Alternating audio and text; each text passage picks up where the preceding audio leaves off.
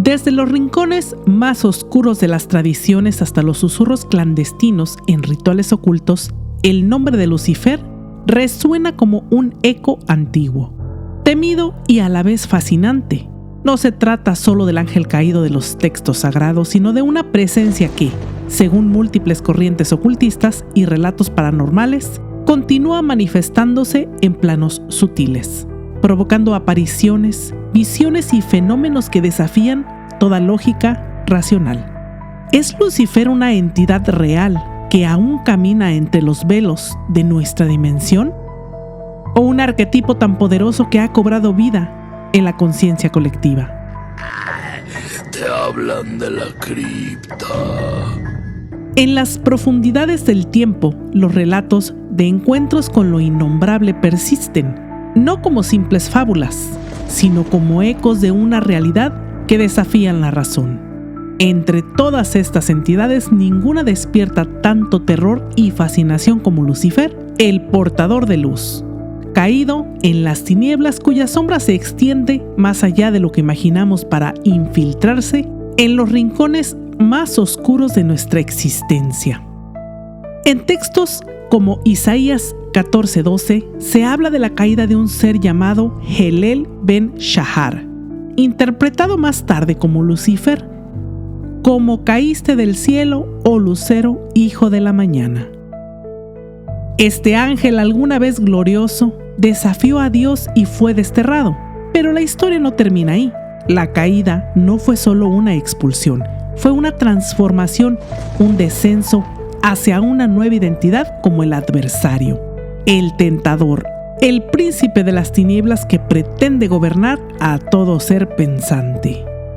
Con el tiempo, Lucifer fue identificado con Satanás y su presencia comenzó a sentirse en cultos oscuros, rituales y fenómenos inexplicables. En el libro de Enoc se describe su caída con escalofriante detalle. Una legión de ángeles rebeldes arrastrados por su orgullo, precipitándose desde las estrellas como meteoros malditos. Y en los grimorios medievales, como la llave menor de Salomón, su nombre está grabado en letras que queman, invocado por valientes o locos que buscaron su conocimiento prohibido. Pero, ¿qué hay más allá de los textos? ¿Qué dicen las culturas que no conocían la Biblia? En Babilonia se hablaba de Pazuzu, el demonio del viento del suroeste, cuyo rostro helaba la sangre. En Grecia, Hécate reinaba sobre las encrucijadas, guiando a las almas perdidas hacia la oscuridad.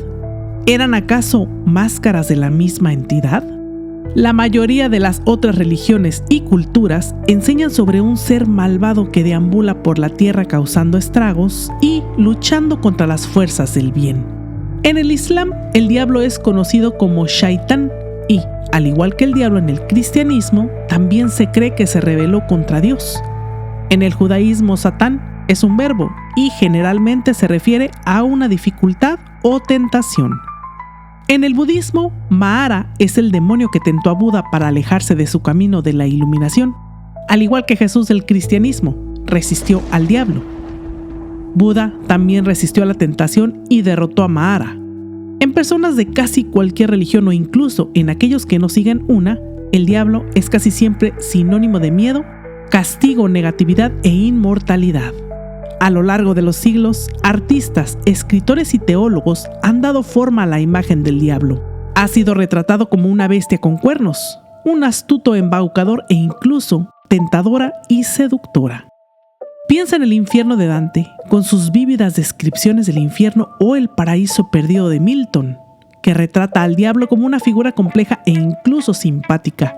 Y esto se debe a los encuentros que las personas han tenido con él.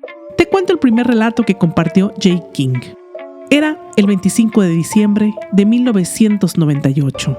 Empezamos la noche cenando y viendo un partido de hockey por televisión. Teníamos que ir a misa a medianoche. Estaba cansada y quería quedar con mi novio. No quería ir a la iglesia esa noche. Era algo inusual, pero acepté. A mitad de la misa, todo se volvió frío y me pareció que el tiempo se había ralentizado en la misa. Miré a mi alrededor y vi a un hombre de aproximadamente unos 78 metros, con una capa negra, cabello castaño y ojos azul claro. En mi opinión, eran los ojos más hermosos que había visto. pero algo parecía extraño en él, ya que lo que lo rodeaba parecía misterioso. Entonces vi que la cruz de la esquina estaba completamente boca abajo y todas las velas de la iglesia se apagaron.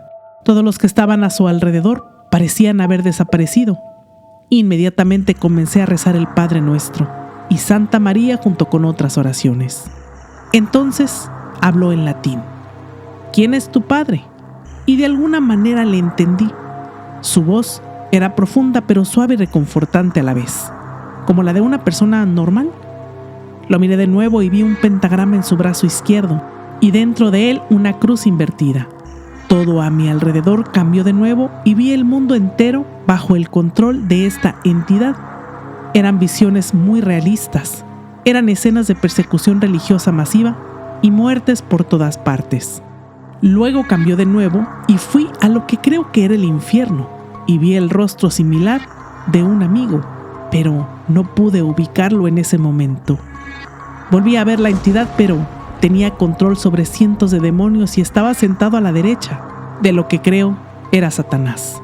Y estaba sentado en el trono de Salomón, en el templo reconstruido de Jerusalén, también conocido como el Tercer Templo.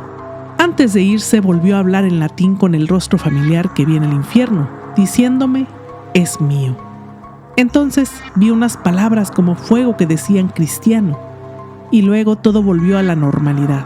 Le pregunté a mi madre cuánto tiempo había pasado y me dijo que solo habían pasado 5 minutos, lo que se sintió como 1 hora en ese lugar. Más tarde esa noche recibí una llamada y descubrí que mi novio había sido privado de la vida. Entonces pude relacionar su rostro con el que vi en el infierno. Era él.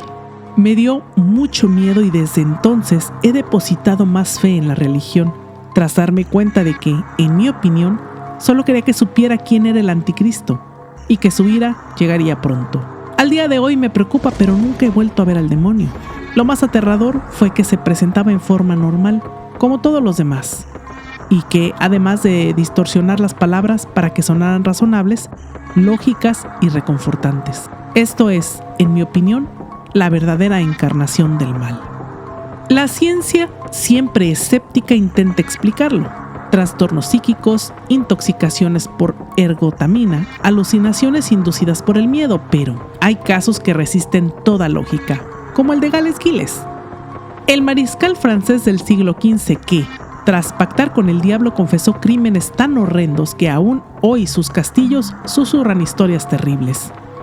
O las posesiones de Loudun, donde monjas en trance hablaban en lenguas muertas y su piel desprendía olor a azufre, que impregnó los muros del convento. Otro ejemplo histórico es la leyenda popular en Italia. Cuenta que en Turín, ciudad considerada una de las puntas del Triángulo Negro de magia, un grupo de ocultistas realizó un ritual durante el solsticio de verano para invocar a Lucifer. Los testigos reportaron ver una figura con alas negras flotando sobre una fuente, rodeada de un círculo de fuego que no quemaba. Tras esa noche, varios de los participantes desaparecieron sin dejar rastro. Hasta el día de hoy, la zona donde ocurrió el rito permanece clausurada y los vecinos afirman oír, cada año en la misma fecha, cantos en latín y gritos de agonía. Así que en este punto me pareció bien narrarte esta otra anécdota narrada en un blog. Me he encontrado con Satanás en varias ocasiones. Fui satanista teísta, así que le serví como mi señor durante bastante tiempo. Él supervisaba mis reuniones por aquel entonces y no decía ninguna sola palabra, simplemente se paraba ahí a observar. Años después decidí que ya no quería trabajar para él. La situación iba bastante mal para todos los involucrados y quería irme, sin dar más detalles por seguridad. La primera vez que lo vi, después de escapar y en camino a convertirme al cristianismo, apareció en mi habitación. Fue bastante inesperado y me invadió un miedo gélido. Pensé, ahí viene y voy a morir. Sabe que lo traicioné y ahora viene a buscar lo suyo. En cambio, me habló en un tono bastante amable y me pidió que hiciera algunas cosas por él. Lo pensé muy seriamente, no te lo voy a negar, pero al final no acepté. Hablamos casi de forma amistosa y luego se fue. Estuve muy confundido durante mucho tiempo sobre por qué había venido a charlar conmigo, pero esa fue precisamente la razón. Quería confundirme y distraerme de mi camino al cristianismo. Oré mucho sobre qué debía hacer con respecto a ese encuentro. Básicamente intenté ignorarlo y lo aterrador que fue. Me ha visitado brevemente algunas veces desde entonces y a veces te puedo confesar que siento mucha compasión por él. Pero, amigos míos, no caigan en la tentación de sentir compasión e empatía por Satanás.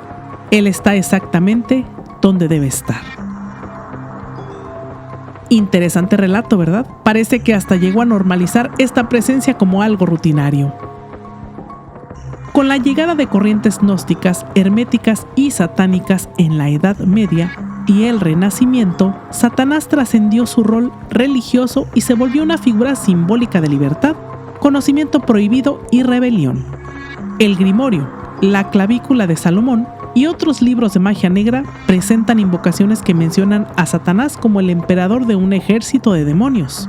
Muchos de estos rituales implican sangre, sellos mágicos y tratos con entidades de alto poder espiritual. En la literatura esotérica, Satanás aparece como el gran iniciador, aquel que entrega sabiduría a cambio del alma. Recuerda que él jamás te dará nada gratis y siempre tendrás que pagar con algo. Como el caso de Robert Johnson, que nació en 1911 en Estados Unidos, en un contexto de pobreza extrema, racismo y superstición. Durante su juventud mostró interés apasionado por la música, pero en un principio no era un guitarrista muy talentoso.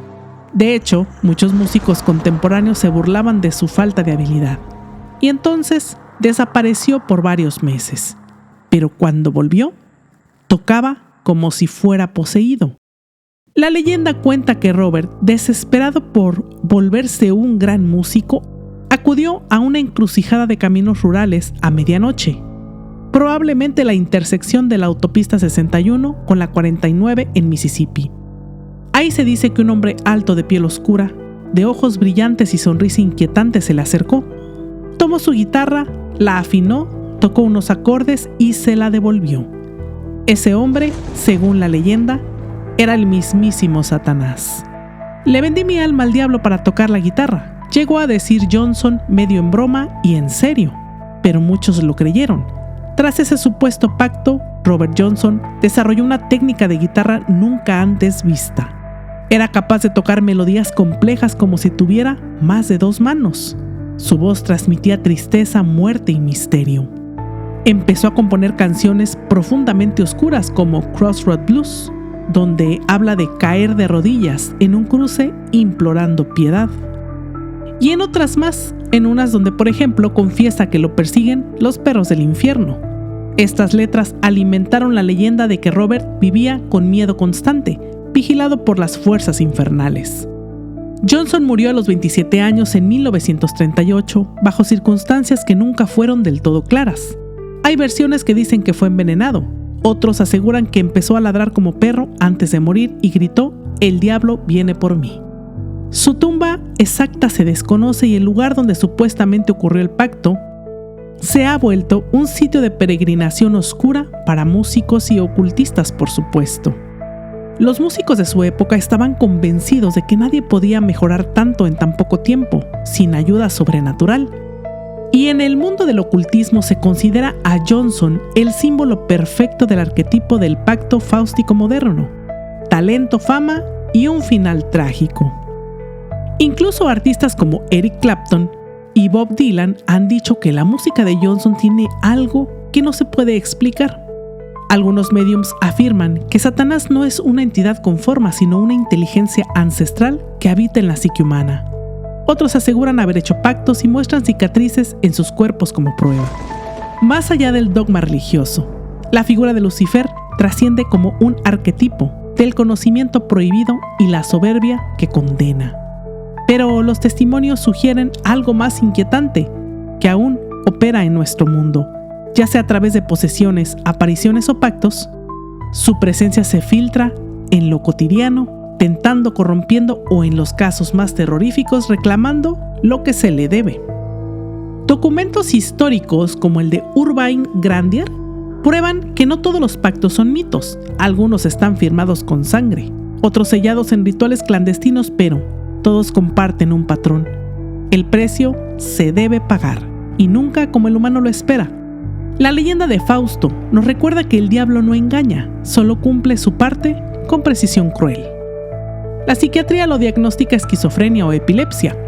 La física habla de alucinaciones colectivas, pero ¿cómo explicar que Anneliese Michel hablara arameo sin haberlo aprendido? O que las personas posesas de Loudun supieran secretos que nadie más conocía.